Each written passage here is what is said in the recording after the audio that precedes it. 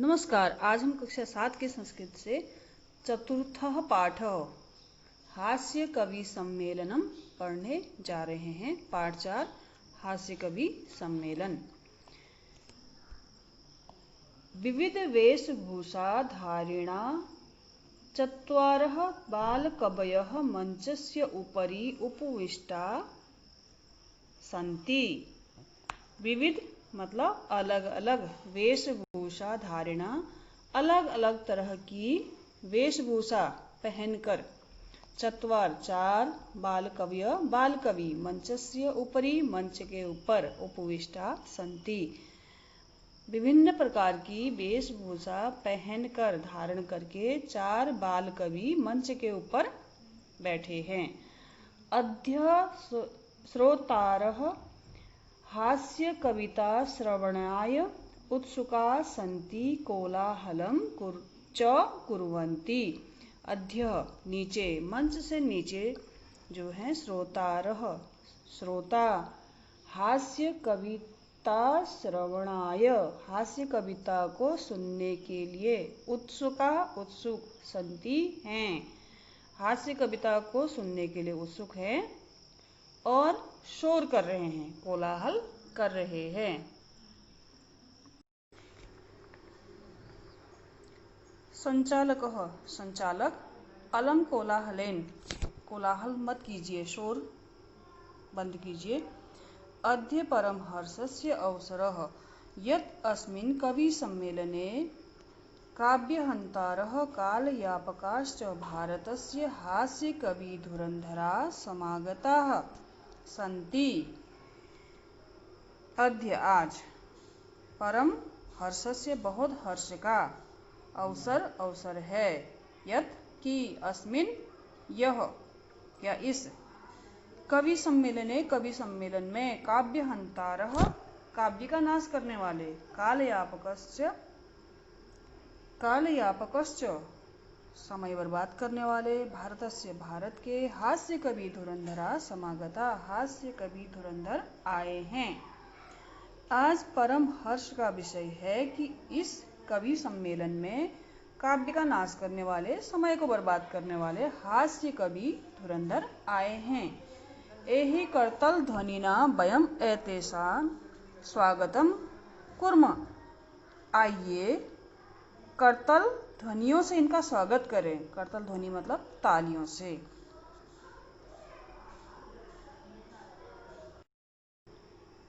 गजाधरः सर्वेभ्यो अरसिकेभ्यो नमो नमः। सभी अरसिकों को, नीरस जनों को मेरा नमस्कार है। प्रथमं तावद् अहम आधुनिक वैद्यम उद्दिश्य स्वकीयं काव्यं श्रवणामि। पहले मैं आप सबको आधुनिक वैद्य यानी कि डॉक्टरों के संदर्भ में अपनी कविता प्रस्तुत कर रहा हूँ। डॉक्टरों के संदर्भ में, डॉक्टरों के विषय में कविता प्रस्तुत कर रहा हूँ। वैद्यराज नमस्तुभ्यं यमराज सहोदर,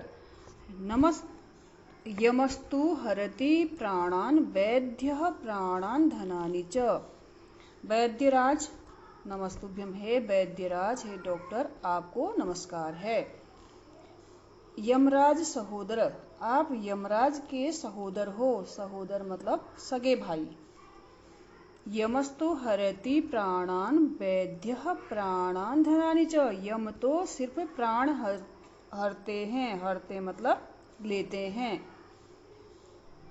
परंतु वैद्य जो डॉक्टर हैं प्राणों को भी हरते हैं और धन को भी हरते हैं। तो इसलिए वे क्या हैं? यमराज के सहोदर, यमराज के सगे भाई डॉक्टर। आप तो प्राण भी लेते हो, धन भी लेते हो, जबकि यमराज तो सिर्फ प्राण लेते हैं।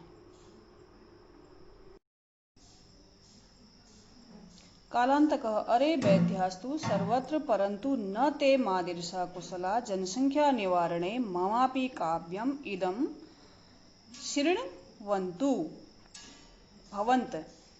कालांतक कहता है कि वैद्यास्तु सर्वत्र, परंतु वैद्य तो सर्वत्र हैं, सभी जगह हैं, परंतु ते मादीर्षा मादृशा कुशला जनसंख्या निवारणे, वे मेरे समान कुशल जनसंख्या निवारक नहीं है, जनसंख्या को कम करने वाले नहीं हैं। ममापि काव्यम इदम श्रृण्वन्तु भवन्त, मेरी भी कविता यह एक बार सुन लीजिए।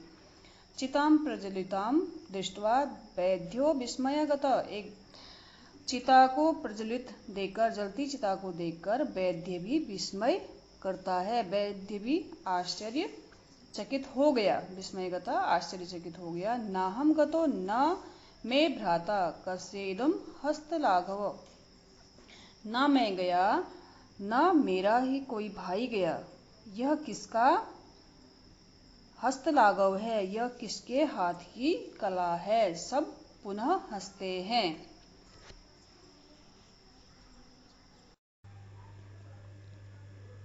तुंदिलः पेटु, तुंदलस्य उपरि हस्तम आवर्तयन्, पेटु अपने पेट के ऊपर हाथ फेरता है। तुंदिलो अहम, भो मैं पेटु हूँ। ममापि इदं काव्यम श्रूयताम, मेरी कविता सुनिए, मेरी यह कविता सुनिए। जीवने धार्यताम च, जीवन में धारण कीजिए, जीवन में अपनाइए। परानम प्राप्य दुर्बुद्धे माँ शरीरे दया कुरु, परानम मतलब दूसरे का अन्न, प्राप्य प्राप्त करने में शर्माइए नहीं, दूसरे का अन्न प्राप्त करके भी शरीर पर दया कीजिए, अर्थात दूसरे के अन्न से भी आप शरीर का पोषण कीजिए, अच्छा खाइए। परानम दूसरे का अन्न, दुर्लभम मुश्किल से प्राप्त होता है, दुर्लभ मतलब जो मुश्किल से प्राप्त हो, लोके संसार में। दूसरे का अन्न तो मुश्किल से प्राप्त होता है, परंतु शरीर बार बार मिल जाता है, अर्थात जीवन मृत्यु चलते रहती है, शरीर तो दोबारा मिल जाता है, लेकिन दूसरे का अन्न खाने को नहीं मिलता है। यह सुनकर के सभी जोर से हंसते हैं। सर्वे पुनः अट्टहासम कुर्वन्ति, अट्टहासम मतलब जोर से हंसते हैं।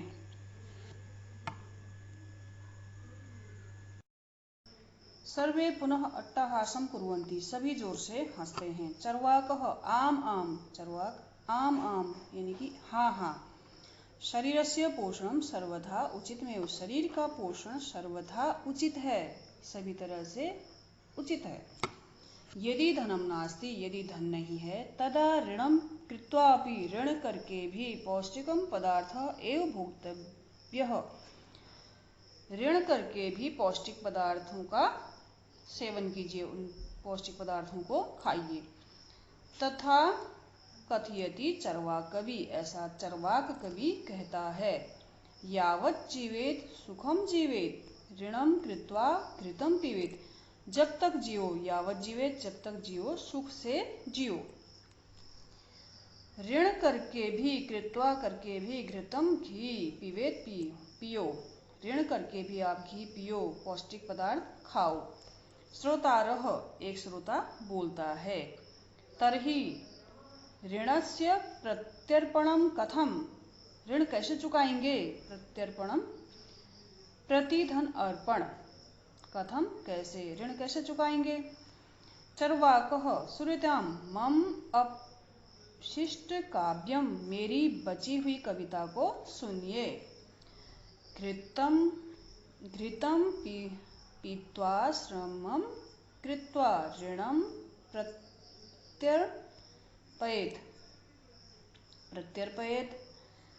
जनः, घी पी करके, श्रम करके ऋण चुकाया जा सकता है। घी पीने के बाद आप श्रम कर सकते हैं, मेहनत कर सकते हैं, जिससे आप ऋण को चुकाएं, जिससे लोग ऋण को चुका सकते हैं। काव्य पाठ श्रवणेन उत्प्रेरितः एक बालको अपि आशु कवितां रचयति। काव्य पाठ श्रवणेन, कविता पाठ सुन करके, यह कवि सम्मेलन सुन करके एक बालक उससे प्रेरित होकर के आशु कविता रचता है, वहीं पर एक कविता रचता है और हास्यपूर्वक हंसते हुए कविता को सुनाता है। श्रुताम श्रुताम भो ममापि काव्यम, सुनिए सुनिए मेरी भी कविता, ममापि मतलब मेरी भी। गजाधरम कवि चैव तुंदिलम, गजाधर कवि और तुंदिल। भोज्य लोलुपम, भोजन के लोभी, भोजन के लालची। कालांतकम, कालांतक। वैद्य, वैद्य। चरवाक, सभी को मेरा नमस्कार है।